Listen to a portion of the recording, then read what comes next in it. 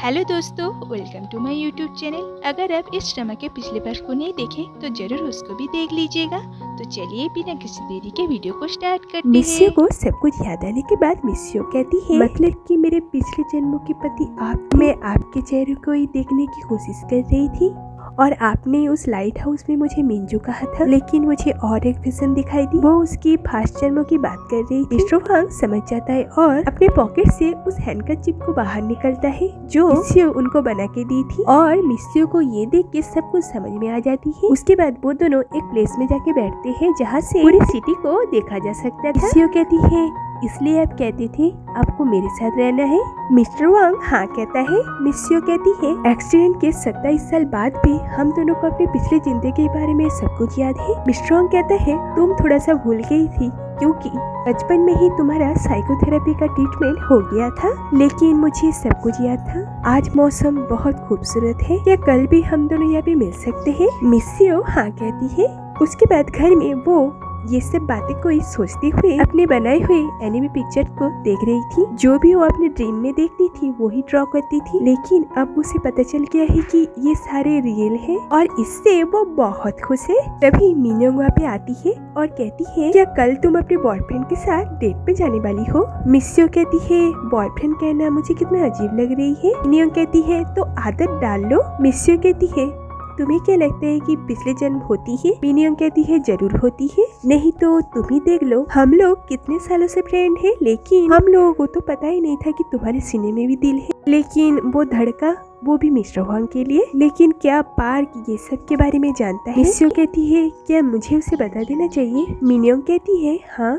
इधर घर में मिस्टर वांग के हाथ पे एक म्यूजिक बॉक्स है जहाँ पे लिखा है, मेरी प्यारी मिंजू। फ्लैशबैक में दिखाई जाती है कि जिन हो एक म्यूजिक स्टोर में जाता है और कहता है, मुझे अपने हिसाब से एक म्यूजिक बॉक्स बनवाना है, और वो उस म्यूजिक बॉक्स का पिक्चर ओनर को दिखाता है। ओनर कहता है, ये हो जाएगा, लेकिन इसमें गाना क्या रहेगा? तो जिनो कहता है, the Joy of love. Next day park और मिस्सियो एक रेस्टोरेंट में मिलते हैं जहाँ पे मिस्सियो उसे उसका उस वेबटून की नोट को वापस करती है जो कि पार्क ने उसे कंप्लीट करने के लिए दिया था। मिस्सियो कहती है, पार्क मुझे तुमसे कुछ कहना है, मैं और मिस्टर वांग। पार्क कहता है, मुझे पहले से ही पता है और मुझे बुरा भी नहीं लग रहा है क्योंकि तुम खुश हो, लेकिन वो खुशी मैं तुम्हें देना चाहता था, लेकिन अभी भी मैं तुम्हारा छोटा भाई तो हूँ ना, और इस वेबटून के रिलीज होने के बाद तुम मेरे लिए गर्लफ्रेंड ढूंढने में मुझे मदद करोगी? मिस्सियो उसे सॉरी कहती है। पार्क कहता है, सॉरी मत कहो क्योंकि तुमने कोई भी गलती नहीं की, और उन दोनों का रिलेशन फिर से नॉर्मल हो जाता है। घर में पार्क जब उस नोट को खोलता है, पार्क की जगह में लिखा था कि मैं तुम्हारा इंतजार करूंगा, और मिस्सियो कहती है, मैं नहीं चाहती तुम मेरी वजह से अपने प्यार को खो दो। वो मिस्सियो के सामने खुश रहने का कितना भी प्रिटेंड क्यों न कर ले, अंदर से तो वो बहुत दुखी था, इसलिए वो अपने एक दोस्त को कॉल करता है ताकि वो मिस्टर वांग के घर से अपने स्टूडियो को किसी और जगह पे मूव कर पाए।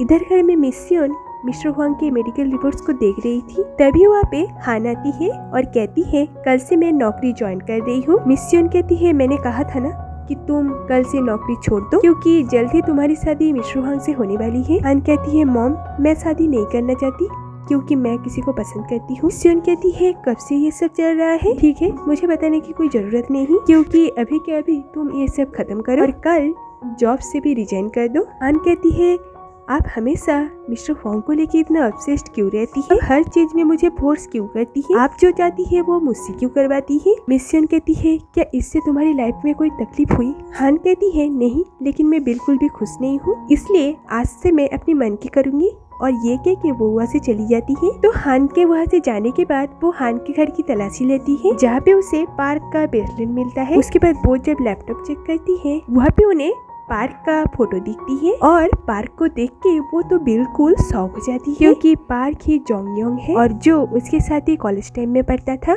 इधर मिस्सियो के 3 दोस्त एक साथ खाना खा रहे थे और मिस्सियो के बारे में बात कर रहे थे। उसके बाद वो तीनों एक दूसरे के लव लाइफ के बारे में बात करने लगते हैं। तभी जीना उठ जाती है और कहती है, मेरा बॉयफ्रेंड मेरे लिए वेट कर रहा है इसलिए मैं आती। तभी ये दोनों कहती है, तुम किससे मिलने जा रही हो? जीना कहती है दोनों से। इधर जीना की हस्बैंड बॉक्सिंग प्रैक्टिस कर रहा है, तभी वो अपना बॉयफ्रेंड को लेके आती है, क्योंकि आज जीना के दो आशिकों के बीच में बॉक्सिंग कंपटीशन होने वाला है और फिर दोनों में बहुत जोरों का कंपटीशन होता है, जिसमें पार्क का दोस्त हार जाता है और जीना का एक्स हस्बैंड जीत जाता है और इससे जीना बहुत खुश होती है और फिर वो दोनों एक हो जाते हैं। लेकिन ये तो बस उसके एक्स हस्बैंड का एक सपना था। हकीकत में वो फ्लोर पे गिर के उसके हाथ में चोट लग जाता है। तभी जीना उसके बॉयफ्रेंड को लेके वहाँ पे आती है, तो जीना अपने एक्स हस्बैंड को कहती है कि क्या ये सब करना जरूरी है? उसका एक्स हस्बैंड कहता है देखो, मुझे लगता है कि ये सब यहीं पे खत्म होना चाहिए और तब तुम डिसाइड कर पाओगी कि तुम्हें किसके साथ रहना है। जीवन मतलब कि उसके बॉयफ्रेंड कहता है मैं यहाँ पे सब कुछ खत्म करने नहीं आया हूँ। जीना कहती है जीवन मुझसे मिलते रहना चाहता है, इसलिए तुम डिसाइड कर लो कि क्या इसके बाद भी तुम मेरे साथ रिलेशनशिप में रहना चाहते हो या ब्रेकअप करना चाहते हो। तुम जो भी डिसाइड करोगे उससे मुझे कोई भी प्रॉब्लम नहीं है। आज हम दोनों मूवी देखने जा रहे हैं, इसलिए बाय।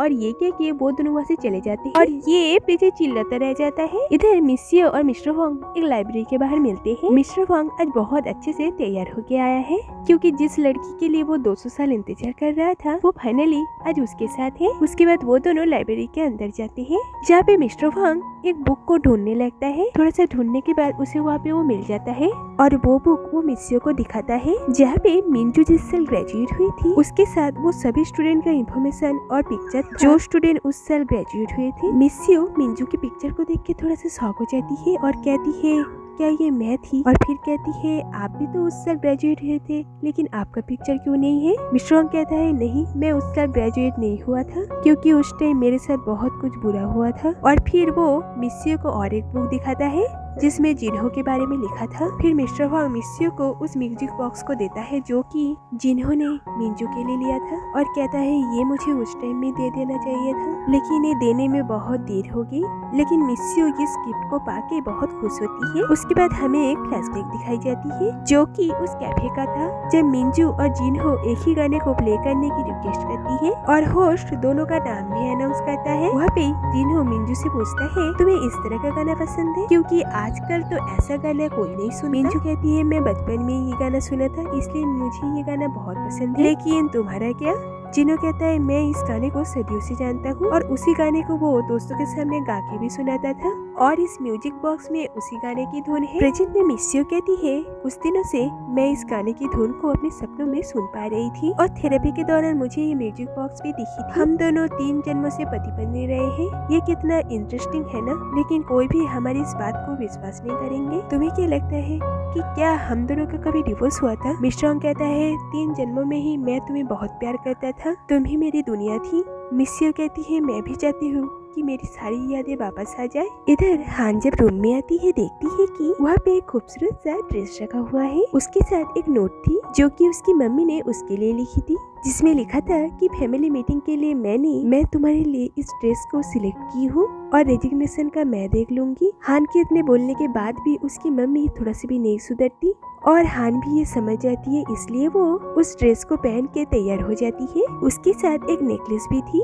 हान अपनी मम्मी की बात को ही सोचने लगती है कि उन्होंने कैसे उससे वही करवाया जो वो चाहती है, और ये सब सोचते सोचते वो थोड़ा सा बीमार हो जाती है और उसी दौरान वो उस नेकलेस को तोड़ देती है। इधर रात में मिस्टर वांग और मिसियो मिलकर मूवी देख रहे थे। मिस्टर वांग बहुत टाइम से मिसियो का हाथ पकड़ना चाहता था, लेकिन वो ऐसा नहीं कर पाता और मिसियो भी इस बात को समझ जाती है, इसलिए उसे ही मिस्टर वांग का हाथ पकड़ना पड़ता है। मिस्टर वांग पहले थोड़ा सा शॉक हो जाता है, लेकिन उन्हें ये चीज अच्छा लगता है। उसके बाद वो दोनों किस करने के लिए आगे बढ़ते हैं, लेकिन तभी उनकी मूवी बंद हो जाती है और उनकी केस नहीं हो पाती। तो वो दोनों मिलकर प्रोजेक्टर को ठीक करने जाते हैं, लेकिन तभी बारिश शुरू हो जाता है। तो मिसियो कहती है मेरे पास एक प्लान है, सभी लाइट को ऑन कर दीजिए। तो मिस्टर वांग उस पूरी प्लेस का सभी लाइट ऑन कर देता है और बारिश में कहता है मिसियो मैं आपसे बहुत प्यार करता हूँ और आप ही मेरी जिंदगी है। और फिर होता है किस। इधर हान देखती है कि उसकी मम्मी ने सभी कार्ड्स को ब्लॉक कर दी है। इधर मिस्टर वांग मिसियो को उसके घर पे ड्रॉप करता है। मिस्टर वांग नेक्स्ट डे एक साथ ऑफिस जाने का बात करता है, लेकिन मिसियो कहती है कि मैं नहीं चाहती कि वहाँ पे सभी को हम लोगों के बारे में पता चले, और मिस्टर वांग भी इसके लिए मान जाता है। और फिर इन दोनों का शुरू होता है कि पहले आप चाहिए कि पहले आप चाहिए।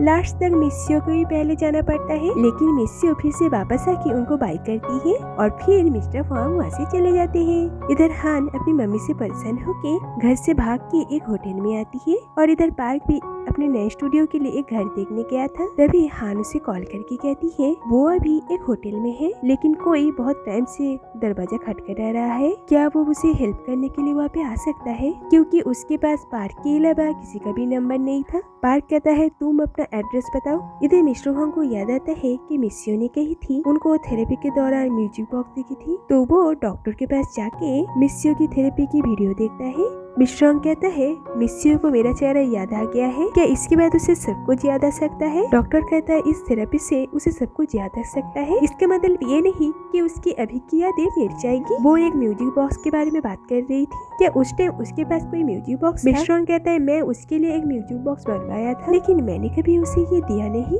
इसलिए उसे इस बारे में थोड़ा सा भी पता नहीं होना चाहिए था। इधर पार्क हान को उस होटल से निकाल के और एक अच्छे से होटल में लेके आता है और उस रूम के लिए पे भी कर देता है। हान कहती है थैंक यू सो मच, आपने जो सब मेरे लिए किया, मेरी सैलरी आते ही मैं आपके पैसे वापस कर दूंगी। पार्क कहता है कोई बात नहीं। हान कहती है आपको बहुत अजीब लग रहा है ना कि मैं इस उम्र में घर छोड़ के आ गई, क्या आपने कभी घर छोड़ा था? पार्क कहता है देखो सबकी अपनी अपनी वजह होती है, जैसे कि मैं कॉलेज ना जाने के लिए घर से भाग गया था और मिस्सियो मुझे पकड़ के लेके आई थी, उसने सबके साथ मेरे लिए लड़ाई की। हान कहती है मुझे पता है मिस्सियो आपके लिए क्यों खास है, वो मुझे भी बहुत अच्छी लगती है, वो बहुत अच्छी दिल की इंसान है, लेकिन पता नहीं उन्होंने क्यों मिस्टर वांग को चुना। मैं उनके प्लेस में होती तो आपको ही चुनती, क्योंकि मेरे हिसाब से आप बहुत हैंडसम, क्यूट और सॉफ्ट हार्टेड इंसान है। वो बात करते करते भूल ही जाती है कि पार्क उसके सामने ही खड़ा हुआ है। उसके बाद उसे होश आती है कि वो क्या बोल रही है। पार्क कहता है तुम मुझे सहारा दे रही हो। हान कहती है इसलिए नहीं कि मैं आपको पसंद करती हूँ। उसके बाद कहती है उस रात के लिए सॉरी, शायद मैं कुछ ज्यादा ही बोल गई। पार्क कहता है उसके बारे में मत कहो, क्योंकि मुझे कभी न कभी तो पता चल ही जाता। उसके बाद पार्क वहाँ से चला जाता है। उसके बाद वो जब मिस्टर वांग के घर में आता है, देखता है कि मिस्टर वांग भी तभी घर आया है, तो वो दोनों एक जगह में बैठ के बात करता है। मिस्टर वांग कहता है तुम मुझे पहले दिन से पसंद नहीं करते हो ना। पार्क कहता है मैं तो तुम्हें अभी पसंद नहीं करता हूँ, लेकिन मिस्सियो ने तुम्हें चुना, इसलिए अगर उसे तुम्हारी वजह से कभी दुख हुई तो मैं तुम्हें नहीं छोड़ूंगा। इधर घर में मिस्सियो उस म्यूजिक बॉक्स की म्यूजिक को सुनती है और फील करती है, और फिर वो इस म्यूजिक बॉक्स को ड्रॉ करती है और फिर पोस्ट कर देती है। मिस्टर वांग भी उस पोस्ट को देखता है। उसके बाद उन्हें याद आता है मिस्सियो म्यूजिक बॉक्स के रिलेटेड थेरेपी के दौरान जो भी बातें बताई थी। एक म्यूजिक बॉक्स जो कि एक लड़की के पास थी और उसने एक मोतियों वाली इयररिंग्स पहनी हुई थी। तो यहाँ पे इस एपिसोड का एंड होता है। तो दोस्तों अगर वीडियो थोड़ा सा भी अच्छे लगे तो लाइक और सब्सक्राइब जरूर कीजिएगा। तो मिलते हैं अगले वीडियो में, तब तक के लिए बाय।